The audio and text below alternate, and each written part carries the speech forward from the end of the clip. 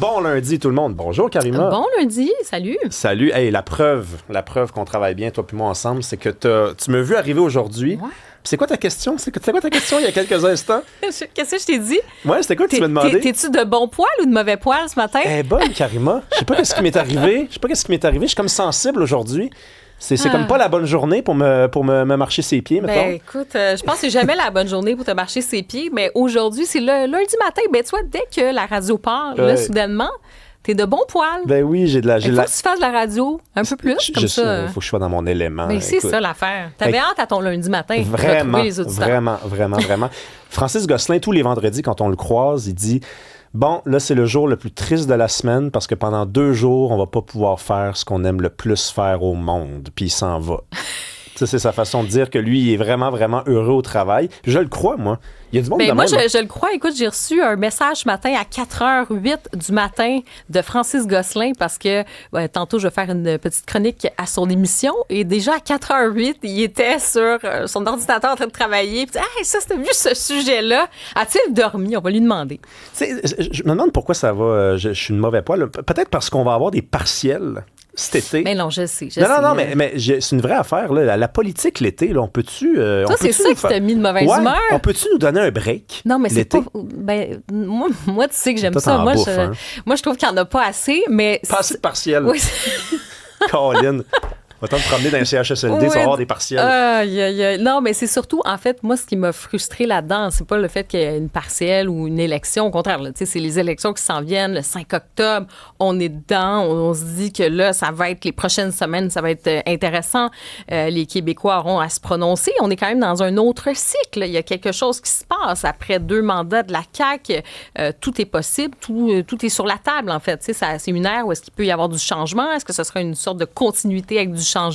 Donc, ce qui m'a vraiment énervé, tapé ses nerfs, et même chose ce qui rajoute au cynisme, c'est cette annonce de Mark Carney, du premier ministre du Canada, pour dire, ben là, il y a 3 partiels, et hop, quand on regarde du côté de Chicoutimi-le-Fjord, ça va se passer le 31 août. Le 31 août, c'est quoi? Ben les gens sont encore sur le barbecue, t'as raison, ils ont peut-être moins envie de parler de politique, puis ils sont avec leur famille, puis tu sais, t'as peut-être pas envie de te taper, là, quelles sont les promesses, puis quelles sont ci ou ça des différents partis politiques. Peut-être que tu es en vacances, tu es à l'extérieur, tu ne pourras pas aller voter non plus.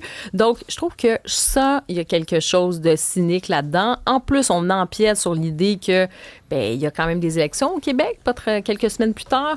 Je trouve que c'est un manque de respect envers le Québec. Puis il y a quelque chose, oui, de très opportuniste. On comprend, c'est un calcul politique. Mais la façon dont ça s'est fait, moi, je suis d'accord avec toi que ça peut nous rendre de mauvais poil. Ben, la preuve que c'est opportuniste, c'est qu'il aurait pu déclencher du même coup la partielle dans Saint-Hyacinthe-Bagot. Bagotte, où il aurait perdu parce que le Bloc est pressenti pour l'emporter. C'est Simon-Pierre Savard-Tremblay, que j'ai vu en fin de semaine d'ailleurs, qui a démissionné pour ensuite se lancer à l'automne pour le Parti québécois. Mais il l'a pas fait, Mark Carney. Non, il dit on va attendre un tout petit peu là-bas. Ben oui, parce que c'est pas gagnable en ce moment pour le Parti libéral. Donc c'est la preuve, on l'a, le matériel, que c'est opportuniste. Tu sais, tu nous dis qu'on n'a pas la tête à ça puis qu'on va s'approcher d'une élection. Les votes par anticipation, c'est le 21 août que ça commence. Il y a déjà des candidats qui vont faire du porte-à-porte. Ça veut dire qu'on est en élection, même si le vote, c'est le 31 août.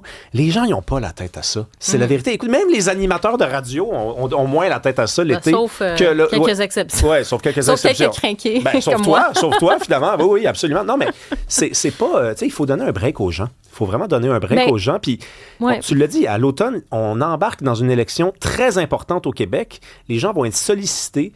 On va parler, le Parti québécois va parler d'un référendum. On va parler d'un référendum à l'intérieur de certains partis politiques. Donc, ça va être une élection vraiment spectaculaire. Donc, les gens ont le droit d'avoir un petit break, un tout petit break.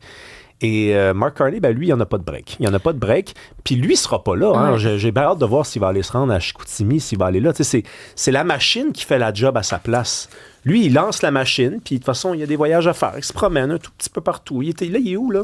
Il est où? On sait-tu, il est où? Track Mark Carney sur .com, track Mark Carney. Il est il est en dessous de l'océan, il se promène. Ah non, c'est ça, t'as raison. Puis, puis pire que ça, tu dis, les Québécois peut-être avaient besoin d'un break, là, d'une pause comme ça pendant l'été.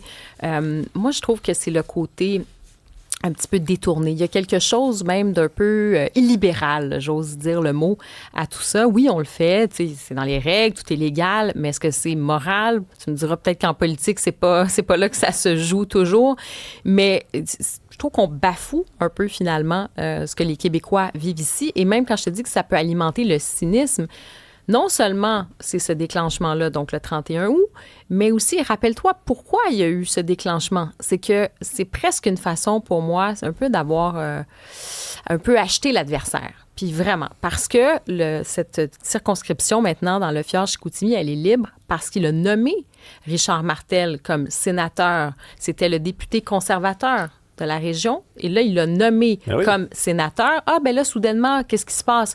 Il y a une place de libre, hein? Soudainement, le job est ouvert. On peut se présenter là-bas.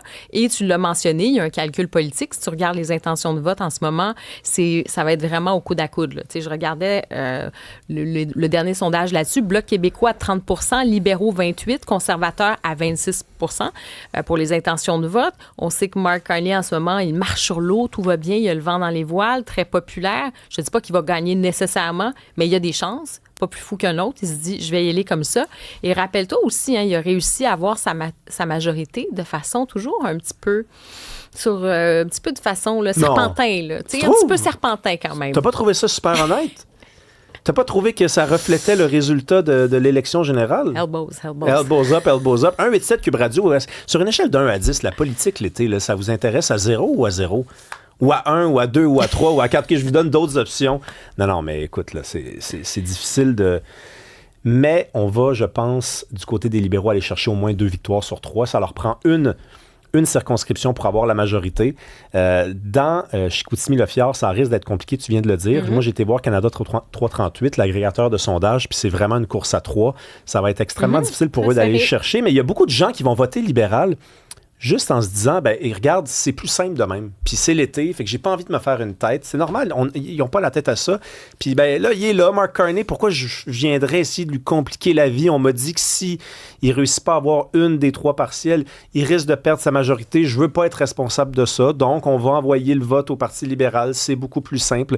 C'est là-dessus qu'on mise. C'est comme ça qu'on a imaginé la stratégie pour les prochaines semaines. Oui, et aussi, il faut parler du candidat libéral. C'est quand même important. Daniel Gobeil, qui est ancien président des producteurs de lait du Québec, quand même une grosse pointure, c'est-à-dire dans le milieu. On sait qu'en ce moment, avec la guerre commerciale avec les États-Unis, il y a cette crainte de dire, est-ce qu'on va sacrifier le Québec sur l'autel des négociations? Est-ce qu'on va privilégier quelque part peut-être l'industrie automobile, ce qui se passe du côté de l'Ontario? Est-ce qu'on va privilégier les intérêts de l'Ouest canadien ou on va privilégier les intérêts du Québec? Est-ce qu'on va sacrifier la gestion de l'offre?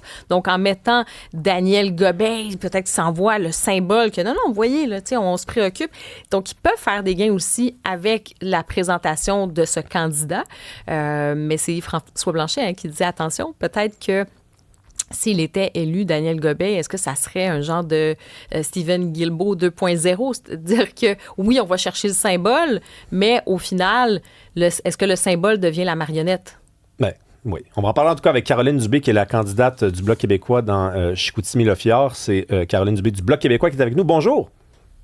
Bonjour à vous deux. Je suis contente de savoir qu'on est au moins 3 personnes qui s'intéressent à la politique, même en plein été. Ouais, attendez une minute. Moi, je suis pas là-dedans, dans ces 3 personnes-là. Pas à ce point-là, en tout cas, pas au point de vue des parcelles. Sur une échelle de 1 à 10, justement, les gens de Chicoutimi sont intéressés à combien, d'après vous, par la politique cet été? À un point d'aller en partiel, mettons?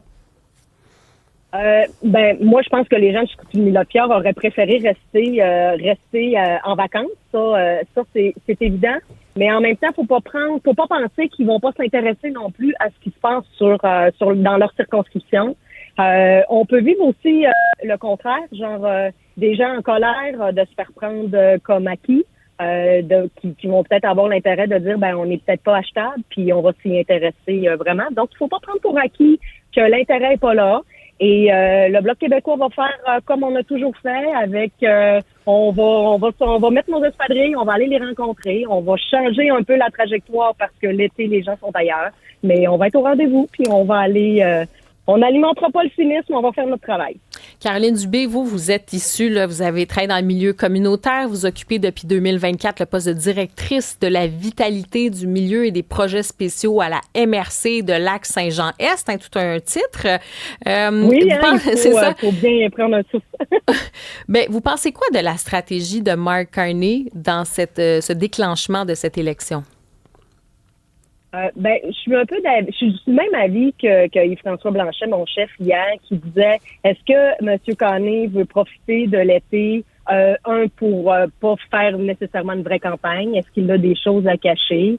Déjà de dire de vraiment attendre le jour minimum pour déclencher la partielle, d'offrir un poste aussi. Je sais pas si vous en avez parlé avant, là, je suis arrivée un petit peu à la fin de vos discussions, d'offrir un poste de sénateur aussi à l'ancien député Richard Martel qui était présent, d'amener une campagne en plein été en espérant peut-être qu'il n'y ait pas de débat, qu'il n'y ait pas de discussion, qu'il n'y ait pas d'échange.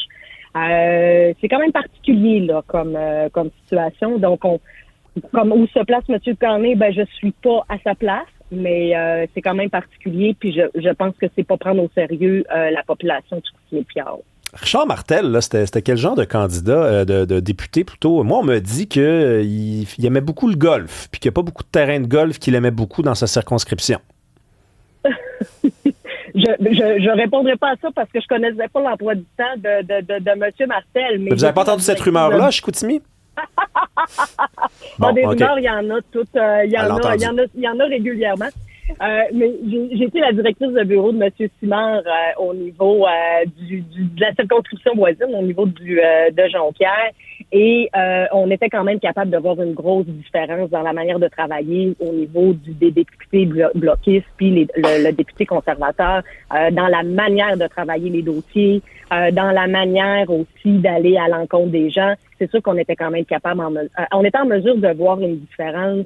Il y avait aussi des fois dans des cas citoyens, on parle là, ça a été quand même médiatisé là de la famille Cruz où ce que les gens venaient de Chicoutimi, mais on les a pris quand même à Jonquière là pour être capable de les aider parce qu'il y avait vraiment un enjeu là de quitter le pays.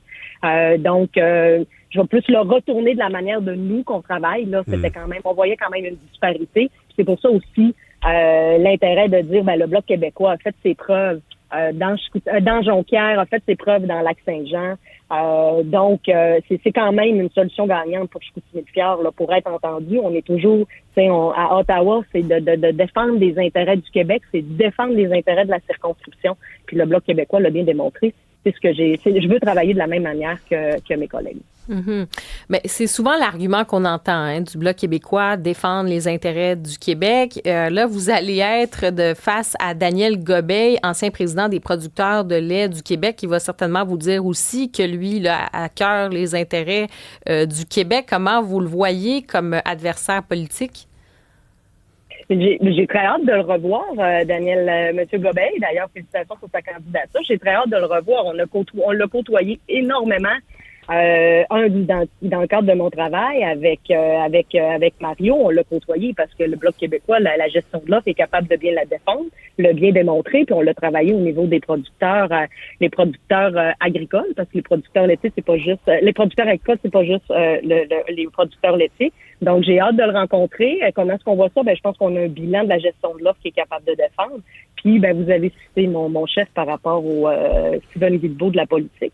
Donc il y a effectivement cet enjeu-là pour M. Gobeil qu'il va falloir qu'il défende. Là. Mm-hmm. Là, si on habite Chicoutimi, là, puis dans n'importe quelle circonscription au Canada où il va y avoir une partielle, en fait, puis qu'on n'est pas en faveur des politiques de Mark Carney, on a un parti conservateur qui se présente comme l'opposition officielle, qui dit, nous, on n'est pas d'accord avec Mark Carney, votez pour nous, puis nous, on va représenter une opposition à Mark Carney. Le Bloc québécois, par contre, c'est-tu une opposition à Mark Carney ou vous collaborez, vous jouez un peu avec les libéraux quand ça vient le temps, quand ça fait votre avantage? Parce que moi, j'ai une phrase d'Yves-François Blanchet qui m'est restée au travers de la gorge. Là. À chaque fois que j'ai un bloquiste devant moi, je lui répète, pendant son passage à Tout le monde en parle, il avait dit, Yves-François Blanchet, à quelques jours de l'élection, j'ai le numéro de Mark Carney, on s'écrit, on peut se parler, on est chumé.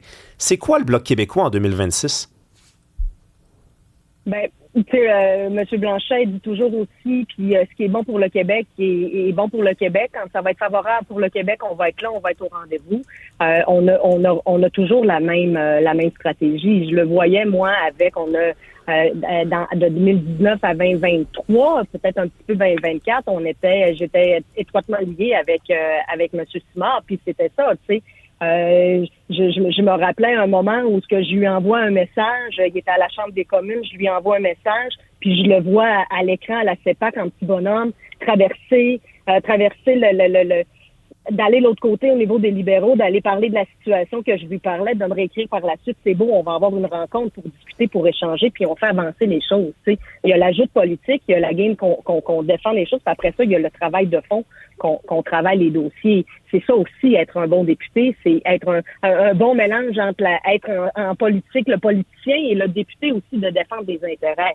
Puis un gouvernement est très il peut aussi c'est faux de penser qu'un gouvernement va simplement aider les circonscriptions qui sont libérales ou qui sont au pouvoir.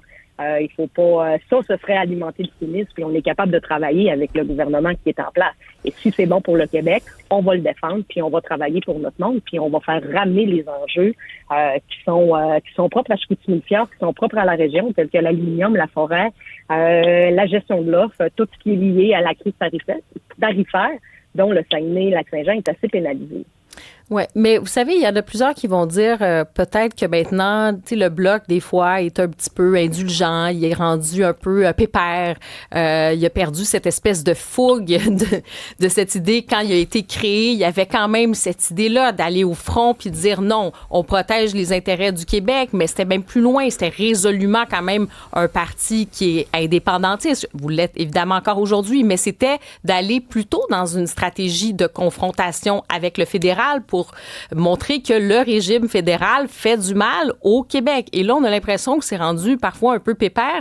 Et d'ailleurs, je ressortais un article, c'était dans la presse en 2025, c'était au mois d'avril, et François Blanchet disait, on ne cherche pas à créer un parlement de confrontation. Mais est-ce que vous êtes prêt à aller à la confrontation si à un moment donné, on outrepasse peut-être, j'allais dire, certaines prérogatives du Québec, si on décide d'aller dans les champs de compétences du Québec, si on décide de ne pas justement servir les intérêts du Québec, est-ce que vous serez prêt aussi à aller dans cet esprit de confrontation s'il faut y aller? Ben, tout d'abord, Pépère ne me ressemble pas beaucoup. Je suis à la mi-quarantaine et Pépère, et je trouve que les deux candidats qui m'avertent, ces deux hommes qui ont que je pense, pas que je veux pas les traiter de pépère parce que ça c'est pas gentil, c'est pas là que je veux aller. J'ai pas dit j'ai pas mentionné pépère, je n'ai pas parlé de gens qui sont pépères. Je disais le Bloc québécois, l'expression pépère au sens que bon, on est un petit peu dans nos souliers, dans nos vieux souliers, on s'est habitué finalement, on est devenu un petit peu dans cette habitude là, donc on a peut-être moins de fougue. Ouais, ben, je suis pas tout à fait d'accord avec vous. Je pense que si c'est pas bon pour le Québec, on va pouvoir aller. J'ai toujours vu Yves-François Blanchet, Mario, Alexis défendre les intérêts. Quand on parle de l'ACEUM, on se rappelle en 2019, il y avait une brèche par rapport à l'aluminium. Il y a eu une confrontation, il y a eu une prise de décision qui a été importante de dire non, il faut travailler pour notre région. Fait que je pense que quand c'est le temps d'être confrontant, on est là. Mais parfois, on peut régler des choses pour nos citoyens. On peut faire avancer les affaires sans être là-dedans. J'ai l'impression qu'il faut trouver un équilibre. Un vent nouveau aussi, ça peut amener de la fraîcheur, ça peut amener quelque chose. Donc, non, moi, je suis pas tout à fait d'accord avec vous. Puis, c'était un peu à la blague, là. Je comprends très bien votre point de vue par rapport à Pépère. Et bien, je pense qu'on va démontrer que nous ne sommes pas, que nous sommes tout autant pertinents qu'avant. Il n'y a pas de souci avec ça. Ben, tu sais, tout autant pertinent. C'est parce que la question se pose, puis après, on changera de sujet, là, mais c'est parce que, tu sais, si vous l'admettez vous-même au Bloc, je parle pas de vous, là, Mme Dubé, mais votre chef le fait, là, que, on faut collaborer parce que c'est des moments particuliers, puis, à ce moment-là, pourquoi on présente des candidats dans des circonscriptions? Pourquoi on fait pas juste faire ce que les gens veulent, c'est-à-dire dérouler le tapis rouge à Mark Carney si on n'est pas pour s'opposer à lui, alors qu'il y a d'autres partis qui, eux, sont ouvertement dans l'opposition et dans la confrontation. Et eux, c'est pour ça qu'ils présentent une alternative. C'est parce qu'ils n'ont pas l'intention de collaborer. Ben, je vois pas. Je vois beaucoup d'endroits où on s'est opposé à l'opinion de Mark Carney. Je pense que M. Blanchet fait ça tous les jours. Même hier, a mentionné qu'il faut défendre les régions, il faut défendre le Québec. Il faut s'opposer à ce qui se passe en Alberta. Il faut que, tu sais, qu'est-ce qui se passe au niveau du pétrole, il faut protéger. Moi, je pense que le terme protéger est important aussi. Il faut protéger notre forêt, il faut protéger l'aluminium. Et ça, on va confronter et on va s'opposer aux décisions qui ne seront pas bonnes pour le Québec. Et justement, je veux juste revenir peut-être en terminant sur la stratégie de Mark Carney. Là, il y a eu cette loi pour bâtir le Canada. On sait qu'il y a une accélération dans les projets. On nous parle de ces constructions de pipelines de l'autre côté. Il y a quand même cette idée. En fait, moi, ma question, c'est sur la souveraineté même territoriale, sur les champs de compétences. Est-ce que vous craignez pour le Québec? Est-ce qu'il y a une menace pour le Québec de cet empiètement des champs de compétences là, québécois? Être dans le Canada est toujours une menace. C'est pour ça qu'on est des indépendantistes. C'est pour ça qu'on veut que le Québec soit un pays. C'est toujours une menace. C'est toujours une menace où ce que le Québec ne soit pas entendu. Et vous venez justement de dire à quel point c'est important de faire élire des députés du Bloc québécois pour protéger ça, pour protéger les intérêts, pour protéger les compétences du Québec. Voilà. Merci beaucoup, Caroline Dubé. Quand j'allais vous demander si vous veniez du Saguenay, mais dans votre accent, on l'a reconnu tout de suite. Candidate du Bloc québécois en vue de l'élection partielle dans Chicoutimi-Millefort, c'est le 31 août. Merci.